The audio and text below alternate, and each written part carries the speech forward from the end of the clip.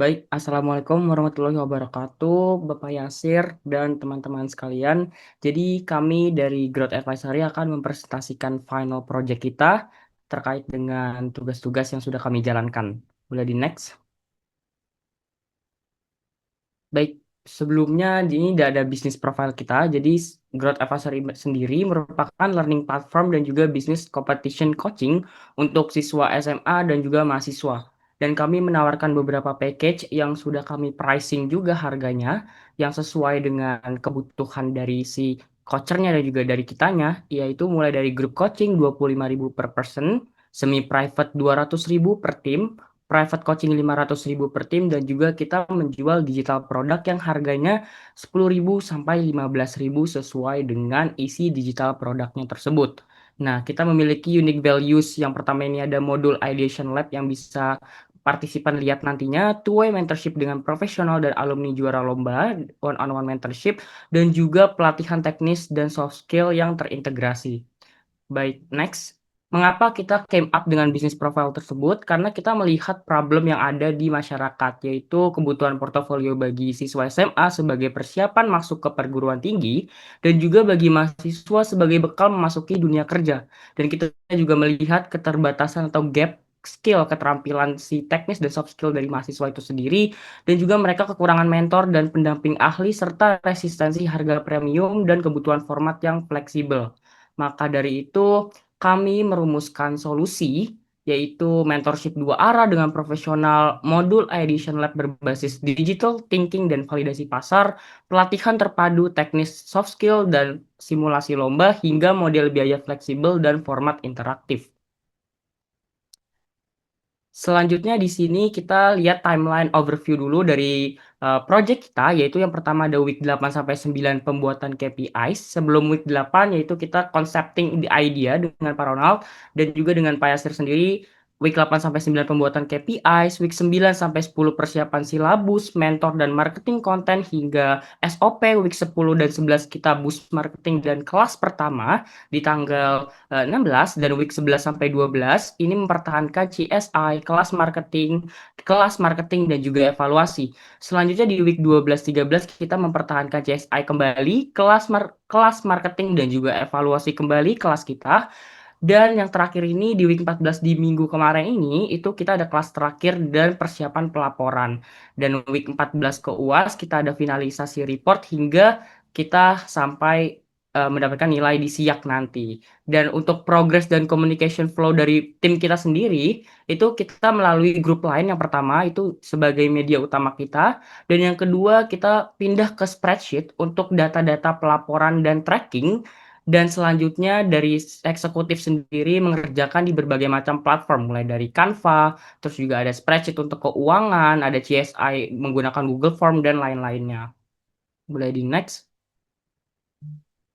Nah, selanjutnya jadi strategi awal kita merancang bisnis ini tuh yang pertama tentunya cost leadership. Kita membuat harga layanan tuh yang murah agar barrier to entry-nya itu mudah bagi para customer, yaitu 25.000 per person per sesi. Dan kita memanfaatkan digital marketing berbiaya rendah juga, yaitu sekitar kurang lebih 55.000 untuk Instagram Ads atau Facebook Ads. Dan yang kedua ini strategi awal kita high quality, tentunya merekrut mentor dan profesional serta alumni yang berprestasi. Di sini kita ada mentor kita yaitu Yuda Ardiansyah yang bisa teman-teman dan Bapak cek sendiri di LinkedIn-nya. Dan kita juga membangun modul Edition Lab dan standar kualitas konten yang tentunya sudah terverifikasi dengan menang lomba.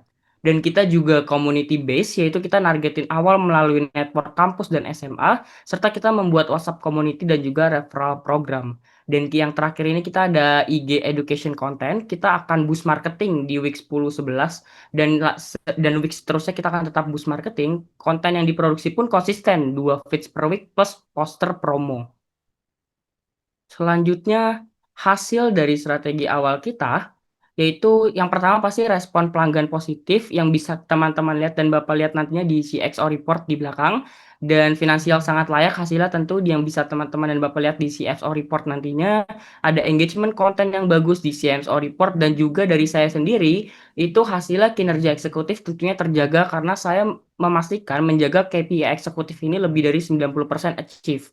Dan marketing, learning, sampai finance semuanya mencapai target mingguan yang kita bisa lihat di spreadsheet tracking.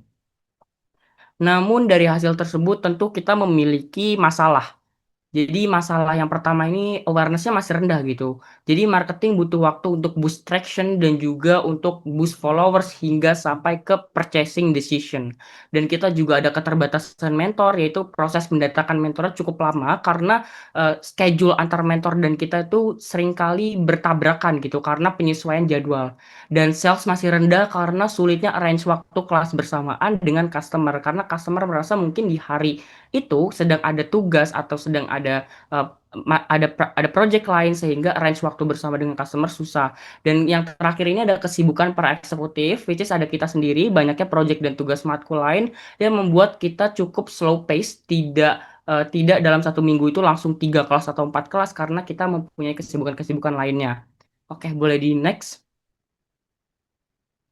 Tentunya dengan problem tersebut kita berpikir untuk mencari solusi. Solusi yang pertama tentunya dari awareness yang rendah dan lain-lain itu kita membuat stream baru, konten baru yaitu di TikTok yang tadi hanya di Instagram kita buat di TikTok. Jadi marketing ini membuat konten juga di TikTok yang memang followers-nya masih dikit, namun views kalau di TikTok ini based on FYP, tanpa followers pun kita bisa FYP gitu. Dan yang terakhir ini ada, ya IG partnership. Jadi di sini saya sendiri yang, connect link partnership dengan organisasi Finance for Indonesia, supaya engagement-nya ada awareness-nya juga meningkat. Dan yang terakhir ini digital product, yaitu kita meningkatkan revenue stream melalui digital product di link.id yang teman-teman bisa lihat juga link.id_growth advisory. Di sini kami menjual digital product karena kami melihat, keterbatasan untuk deal dengan mentor dan juga dengan customer, arrange waktu dengan customer itu kesulitan sehingga kami membuat digital product yang customer kita itu bisa buka kapan aja, bisa buka sedang,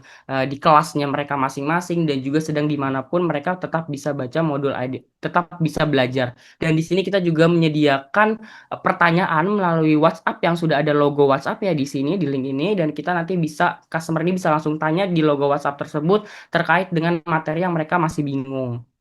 Boleh di next? Dan yang terakhir dari saya, ini ada Chief Executive Overview Job Desk, yaitu check and remind executive KPI, help executive achieve their KPI, giving feedback about the performance, arrange meeting to discuss about next program, terus executive KPI achieve, ROI and IPM, price per package, pricing, dan juga SOP CEO yang bisa Bapak lihat sendiri. Di sini ada screenshotan pricing, terus juga ada feedback, dan juga ini Zoom kita membahas strategi untuk kedepannya. Baik, selanjutnya boleh dilanjutkan dengan Chief Marketing Officer. Baik, berikutnya saya melanjutkan dengan laporan kegiatan dan hasil sebagai CMO. Nah, pada minggu 7 sampai ke 9, saya dan tim fokus menjaga konsistensi produk konten dengan membuat 2 feed setiap minggu. Nah, di periode ini, saya juga mulai menyusun SOP untuk posisi CFO supaya alur kerja pemasaran bisa lebih jelas dan mudah diikuti oleh tim. Memasuki minggu 10 dan 11, kegiatan pemasaran mulai meningkat. Kami membuat 2 poster promosi, 1 poster pricing, dan tetap mengadakan 2 konten feed per minggu. Nah, di minggu 12 sampai ke 13 ini, fokus utama kami adalah merangkum keseluruhan performa pemasaran.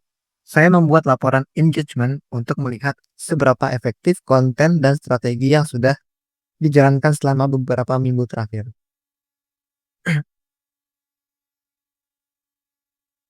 Nah, ini adalah beberapa contoh konten yang kami produksi selama program. Nah, di sebelah kiri ada akun Instagram kami @growth_advisory_id dan di bawahnya itu adalah 4 poster yang sudah saya buat. Dan sebelah kanan ini adalah hasil konten-konten yang sudah saya buat juga. Oke, ini adalah performa konten Instagram kami lihat dari grafik views selama periode 4 November sampai 1 Desember. Nah, dari grafiknya terlihat bahwa puncak views itu terjadi di sekitar tanggal 7 sampai 10 November. Lalu turun kembali stabil setelahnya karena di sana ada satu konten kami yang kami berikan boost atau ads. Nah, kalau kita lihat breakdown-nya, Total views di periode ini bisa mencapai 16.973. Nah, dari angka tersebut, 11.418 views ini berasal dari konten organik dan 5.555 viewsnya itu berasal dari ads. Jadi secara keseluruhan konten organik itu masih menjadi penyumbang terbesar dengan persentase sekitar 67%. Nah, di bagian bawah ini ada beberapa konten yang mendapatkan views tertinggi. Nah, konten yang pertama ini ada dari Meet Your Mentor yang kami boost menggunakan ads, lalu diikuti konten edukasi tentang istilah CAM, SAM, dan SOM, dan konten informatif lainnya. Nah, post-post seperti ini biasanya menarik perhatian karena informatif dan relevan, sehingga bisa berjalan baik bahkan tanpa ads. Nah, sementara ads ini memberikan tambahan dorongan untuk memberikan awareness di awal. Fondasi views terbesar tetap datang dari konten organik yang rutin kita posting. Oke, sekarang kita akan melihat performa reach-nya selama periode 5 November sampai dengan 2 Desember. Nah, dari grafiknya terlihat kalau lonjakan terbesar itu terjadi di sekitar tanggal 7 sampai 12 November. Nah, di titik itu reach bisa naik tajam dan bisa mendekati sekitar 2.000 akun per hari. Nah, begitu ads-nya berhenti, grafiknya turun lagi ke level yang normal. Nah, kalau kita lihat reach breakdown-nya, total reach selama periode ini adalah 5.268 akun. Dari jumlah tersebut, 1.707 akun berasal dari reach organik. Sedangkan yang 3.678 akun itu berasal dari ads. Nah, jadi sebagian besar reach di periode puncaknya itu memang didorong oleh iklan dan pengaruhnya itu cukup signifikan. Nah, di bagian bawah ini juga sama, ada beberapa daftar konten yang reach-nya paling tinggi. Konten pertama sama seperti sebelumnya ya, yang sudah kita berikan boost atau ads, lalu diikuti konten organik edukasi lainnya. Oke, sekarang di slide ini kita akan masuk ke bagian perhitungan Customer Acquisition Cost atau COCA. Nah, di sini terlihat jelas rumus yang kita gunakan yaitu total biaya marketing dibagi dengan jumlah pelanggan baru yang diperoleh selama periode kampanye. Nah, kalau kita lihat datanya, untuk total batch 1 kita mendapatkan 14 orang yang mengikuti program mentoring dan 7 diantaranya itu membeli mentoring class batch 1 melalui Instagram. Dan melalui Instagram ini kita mengetahuinya dari data CSI. Dan pada batch kedua, kita hanya menjual produk digital dan produk digital yang terjual ada 11, terjual dari 5 akun. Dan dari 5 ini membeli digital products pada batch 2 melalui Instagram kami. Dan pada total batch ketiga, 12 orang mengikuti program mentoring dan 16 produk terjual dari 7 akun. Dan dari 8 orang yang mengikuti program mentoring ini mengetahui kelas kami dari Instagram. Dan 7 di antara akun ini yang membeli produk digital mengetahui produk digital tersebut dari akun Instagram kami. Nah, kalau dijumlahkan totalnya ada 27 pelanggan baru. Nah, kemudian total biaya marketing yang digunakan adalah 55.614. Bisa dilihat di sebelah kanan, ketika angka ini dibagi dengan 27 pelanggan baru, hasilnya berada di kisaran 2.059, sekian, yang kita bulatkan menjadi 2.060 per pelanggan. Jadi, untuk setiap satu pelanggan baru yang berhasil masuk selama kampanye, biaya akuisisinya itu kurang lebih Rp2.000.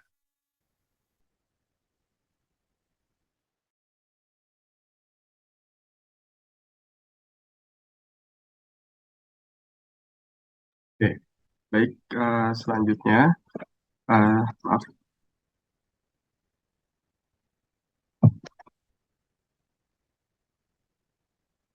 Oke, ini saya lanjutkan untuk saya di sini Rafki sebagai Chief Financial Officer. Di sini saya membagi job desk saya itu ada di reporting dan di operasional. Untuk pertama saya akan jelaskan soal reporting dulu. Mungkin bisa saya buka di spreadsheet. Oke. Oke, di sini pertamanya yang pasti saya bikin journaling di sini. Jadi memang dimulai dari pas penyetoran modal awal, terus kita ngeboost Instagram kita di awal, lalu ada biaya administrasi juga yang perlu dicatat. Terus ini baru masuk ke revenue kita dari batch 1, terus batch 2 yang sini tidak diakui dan masih unearned karena penyelesaiannya dengan proses customer yang tidak jadi ikut kelas itu belum selesai karena kita lagi menawarkan refund atau mengganti menjadi digital product dan masih belum selesai per hari ini. Dan diteruskan ada juga biaya withdrawal dan biaya royalty. Ini menyangkut dengan digital product kita karena kita juga memakai aset yang bukan milik kita sendiri, jadi kita perlu ada pembayaran biaya royalty. Lalu lanjut ke revenue base 3 dan pembayaran mentor lagi. Ini yang kedua untuk base 3. Lalu sama untuk pencairan kita juga di biaya withdrawal. Dan di sini royalty ini sudah kita akui biaya, namun karena masih belum kita bayarkan, jadi masih kita tulis di akun hutang. Dan nanti setelah selesai pelaporan ini akan baru kita cairkan melalui kas kita. Seperti itu.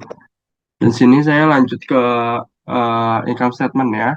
Bisa dilihat di sini di revenue base 1 kita itu di angka 350.000, lalu diikuti dengan digital product kita 2 kali pencairan totalnya 370. Lalu di kelas yang batch 3 itu kita dapat 300.000. Di sini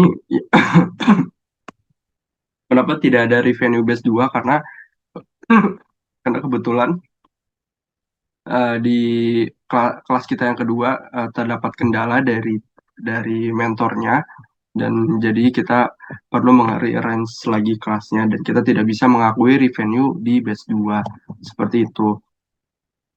Lalu selanjutnya biaya mentor. Jadi biaya mentor ini maaf di sini 150.000 untuk batch pertama, terus 150.000 lagi untuk batch yang ketiga. Lalu ada biaya royalty di sini kita membayar 40% dari revenue kita ke pemilik dari aset tersebut. Jadi total yang kita bayarkan itu 148.000 rupiah. Jadi gross profit yang kita dapat dari operasional ini itu di angka 572.000 rupiah. Dan di sini ada OPEX lainnya. Salah satunya ya biaya Instagram, lalu biaya administrasi dari transfer dan biaya withdrawal pada platform link itu. Kita di sini untuk 2 kali pencairan kita kena di angka 30 ribuan. Jadi total OPEX-nya itu di 88.500 sekian. Jadi kita memperoleh dari kegiatan operasional kita ini kita memperoleh net income sebesar 483.000 rupiah. Di sini dari operating langsung menjadi net karena kita tidak ada pembayaran interest dan pembayaran tax. Dan di sini kita dapat angka net profit marginnya itu di angka 47,4 rupiah. Mungkin di sini saya make sure ulang. Jadi net income dibagi oleh revenue, jadi kita dapat 47,39 seperti itu. Lalu untuk return on equity-nya kita dapat di angka 138,13%. Di sini saya ulangi lagi, yaitu net income dibagi oleh total equity kita. Kita akan saya tarik dari modal saham awal. Oke, di sini kita dapat angka 138,13%. Seperti itu. Ini untuk income statement kita. Lalu berlanjut ke cash flow statement. Singkat saja, mungkin di sini ya tadi saya ambil net profit. Lalu ini masih ada account payable kita yang dalam bentuk utang royalty itu. Lalu unearned revenue yang untuk pengembalian pada base 2. Lalu operating activities, jadi total cash flow-nya itu dari operating activities di 198. Lalu tidak ada aktivitas investing. Lalu ini issuance share pada di awal aktivitas. Jadi saat ini balance kita itu ada di angka 1.031.000 sekian. Lalu ini untuk financial position-nya. Kita semua aset kita sekarang ini dalam bentuk kas karena kita tidak punya inventory, kita tidak punya intangible asset juga, lalu juga tidak ada piutang. Jadi semuanya sudah dalam bentuk kas. Jadi total asetnya juga sama seperti kas. Lalu di sini akan payable dimaksud utang royalti, lalu unearned revenue yang tadi juga. Jadi total liability di 198.000. Lalu modal saham ini yang di awal yang kita issuance itu 350.000 dan return earning ini diambil dari net income pada keseluruhan aktivitas. Jadi total equity di angka 833,451. Jadi di sini kita dapat hasil yang balance dari total aset dan liability dan equity-nya. Seperti itu. Oke, saya lanjut untuk di bagian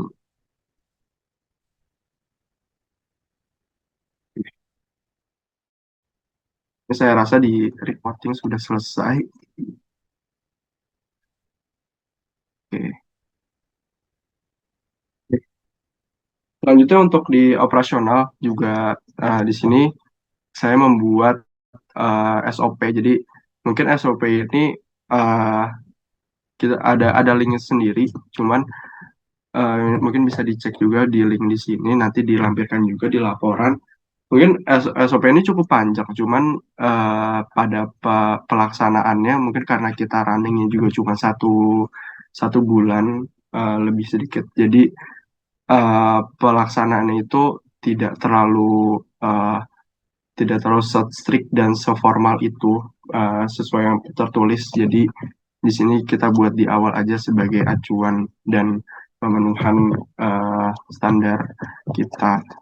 Lalu di sini juga saya membuat invoice yang tadinya ingin kita pakai untuk bukti pembayaran dari masing-masing customer, cuman ternyata setelah dijalankan juga customer itu setelah transfer eh, biasanya kalau di kelas-kelas gini tuh ternyata tidak perlu ada invoice yang dikirim gitu. Jadi uh, invoice ini sempat dibuat cuman tidak dikirim juga untuk ke masing-masing customer seperti itu.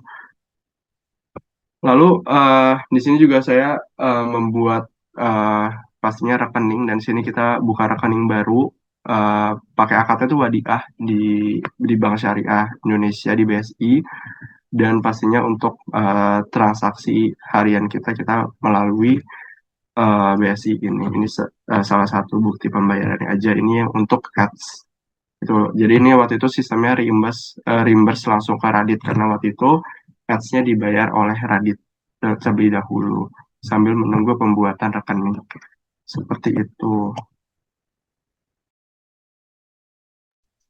Oke, baik. Selanjutnya kita akan melanjutkan saya sebagai Chief Learning Officer di Growth Advisory. Kita mulai dari week 7 sampai di week 9. Saya ini membuat silabus pembelajaran, lalu membuat template TOR untuk mentor, lalu yang selanjutnya terakhir ada menyusun SOP untuk saya sebagai CLO. Lalu untuk di week 10 sampai 11, saya membuat TOR untuk mentor dengan 2 pembelajaran yang kita lakukan. Lalu di week 12 sampai 13 terakhir saya melakukan mengevaluasi pembelajaran atas hasil CI dari laporan CXO.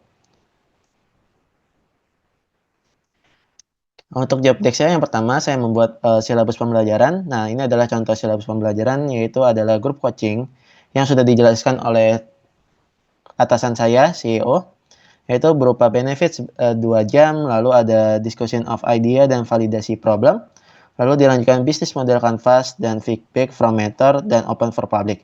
Ini adalah contoh untuk dari grup coaching. Lalu saya juga sudah membuat untuk semi private dan private coaching.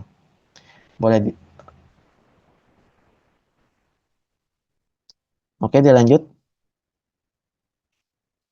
Nah, lalu selanjutnya saya sebagai di Chief Learning Officer itu membuat template TOR untuk para mentor. Nah, ini adalah TOR untuk pertemuan pertama pembelajaran bersama mentor Yuda. Di sini Lalu selanjutnya saya membuat untuk SOP CLO selama growth advisory ini dimulai dari tujuan, ruang lingkup, tanggung jawab saya sebagai CLO, dan prosedur kerja saya CLO. Oke, lalu TOR yang sudah saya buat tadi, saya kirimkan kepada mentor melalui CPO, dan begitu juga untuk di pembelajaran kedua yang kalau digambar adalah pembelajaran pertama di hari Minggu, tanggal 16 November 2023, di jam 1 sampai jam 3:05 melalui Zoom.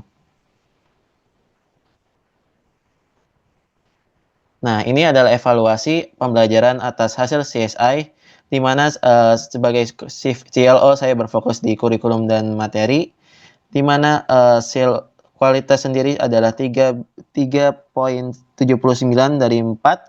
Lalu kualitas mentornya juga tanggung jawab saya sebagai 3,81 dari 4. Maka jika dilihat bahwa dari rating tersebut, kualitas mentor sudah sangat baik, tapi untuk kurikulum dan materi itu harus fokus dalam peningkatan. Maka dari itu saya akan mengevaluasi pembelajaran di dalam silabus saya.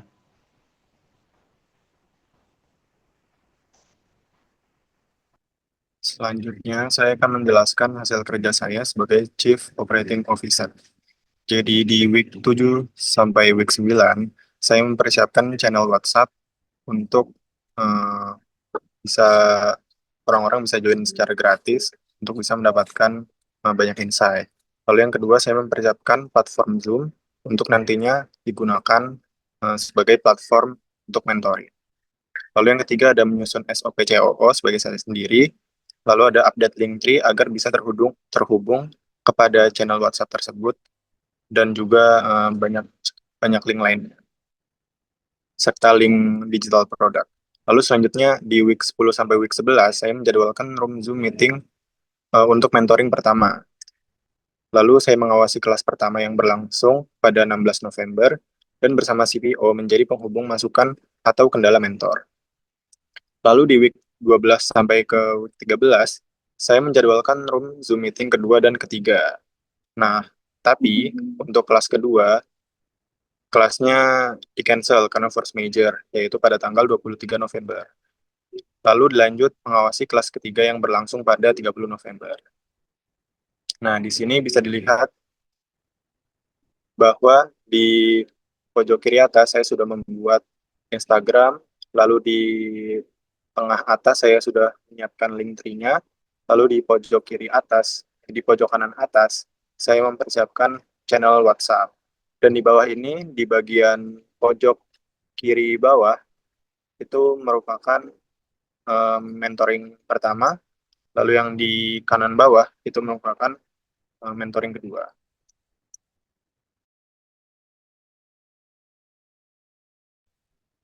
Oke, selanjutnya saya Gusti sebagai Chief Experience Officer. Di week 7 sampai 9 saya bertugas membuat CSI form, kemudian membantu CPO dalam berkoordinasi tugas internal, kemudian menyusun SOP dari CXO itu sendiri. Kemudian di week selanjutnya antara 10 sampai 11 kami membagikan link CSI kepada para peserta, kemudian menyiapkan jadwal evaluasi per pekan untuk hasil dari CSI itu sendiri. Kemudian week 12 dan 13 saya membuat laporan dari hasil CSI tersebut, kemudian memastikan setiap feedback dapat menjadi saran dan masukan yang berguna untuk program kami ke depannya. Oke, ya ini ya. Yang pertama itu create CSI form. Jadi saya memastikan saya membuat kami menciptakan platform yang efektif untuk menerima masukan, saran, penilaian dan apapun untuk mendengar dan menerima melalui CSI form dengan menggunakan data skala Likert antara kepuasan dan ketidakpuasan.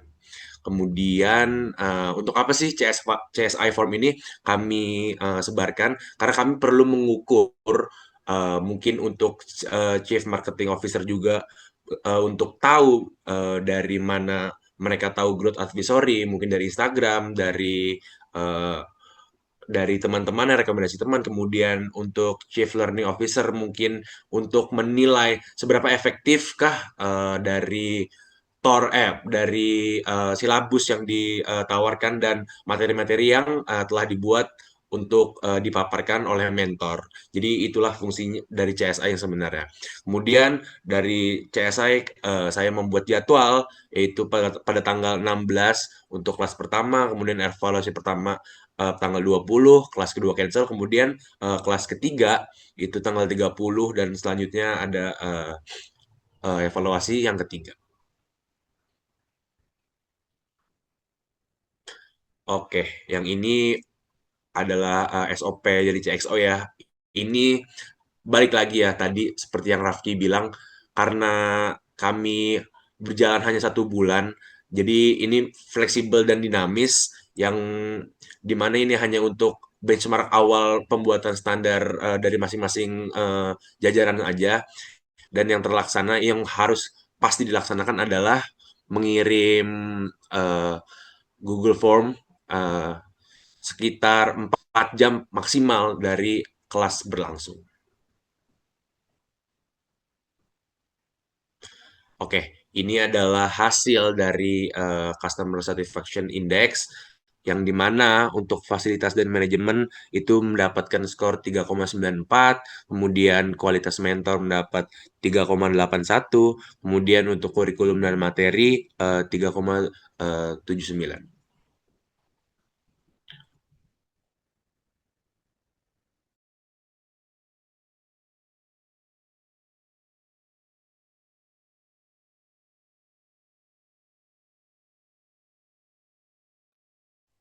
Oke, perkenalkan saya Yusuf. Saya di sini sebagai Chief Partnership Officer. Mohon maaf ada sedikit kesalahan di title ya. Jadi ini adalah apa yang saya lakukan. Pertama mulai dari week 7 dengan 9 seperti biasa saya membuat broadcast untuk ketika nanti produknya sudah hadir dan mentornya telah ditetapkan. Jadi kita dengan mudah menyebarkan broadcast tersebut. Lalu saya juga bekerja sama dengan CXO untuk uh, menyalurkan kira-kira ke link mana atau lini mana yang perlu kita salurkan. Lalu yang terakhir ada menyusun SOP sebagai CPO. Lalu di week 10 dan 11 saya menyebarkan BC dan mendokumentasi kegiatan meeting class dan publikasi bersama Chief Operasional. Lalu bersama COO memberikan masukan atau menerima kendala yang dialami oleh mentor. Nah, sebagai salah satu contohnya yang seperti kita udah tahu, di week kedua pengajar kami yaitu Yuda Ardiansyah mengalami force major sehingga tidak bisa menghadiri kelas atau mengajar pada sesi tersebut. Lalu ada di week terakhir 12-13 yaitu bersama-sama memastikan untuk menyebarkan CSI kepada para peserta yang telah mengikuti kelas kita. Lalu yang terakhir tentunya mengevaluasi seluruh program kinerja bersama divisi lain.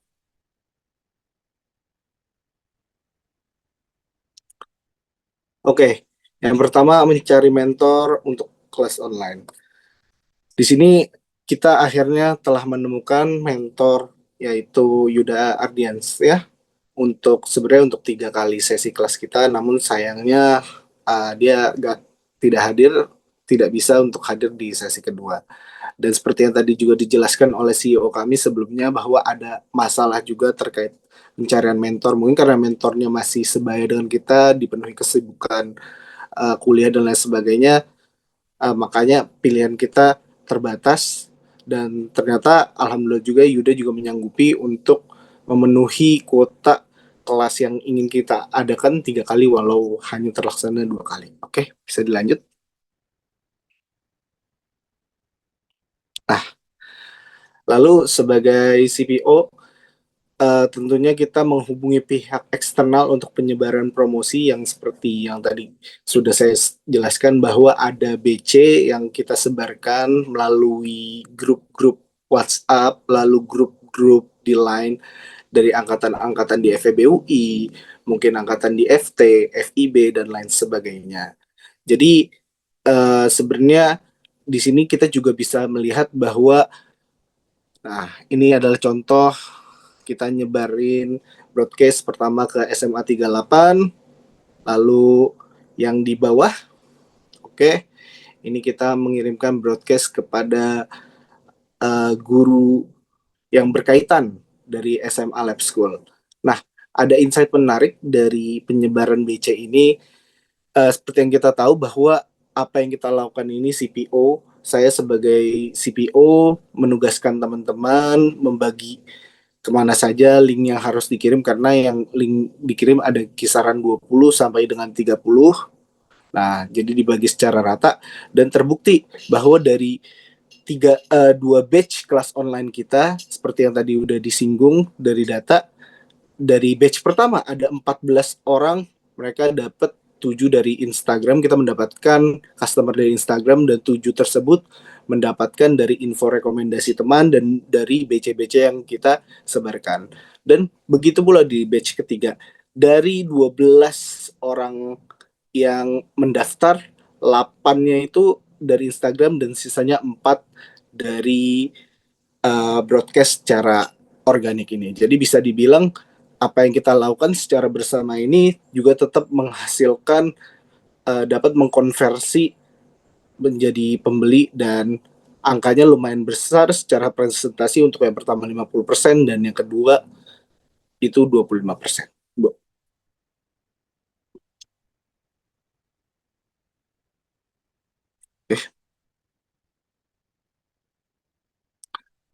Nah, lalu untuk ini adalah menyusun CPO, yaitu rancangan kerja awal, dan di sini tentu ada seperti yang tadi juga udah disebutkan sebelumnya bahwa ini rancangan awal kita, namun karena lain hal ke depannya kita juga menyesuaikan jadwal dan tantangan yang kita hadapi.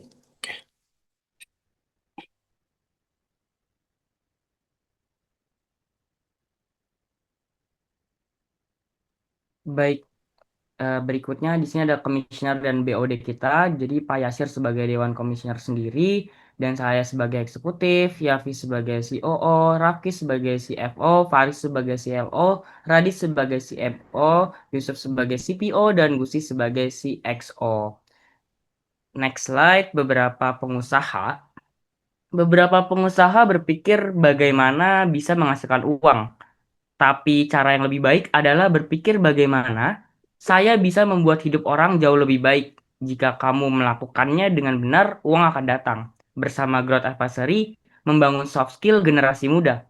Siang-siang bikin agar-agar, bikinnya di rumah si Arum. Terima kasih Pak Yasir sudah mendengar. Akhir kata, wassalamualaikum warahmatullahi wabarakatuh.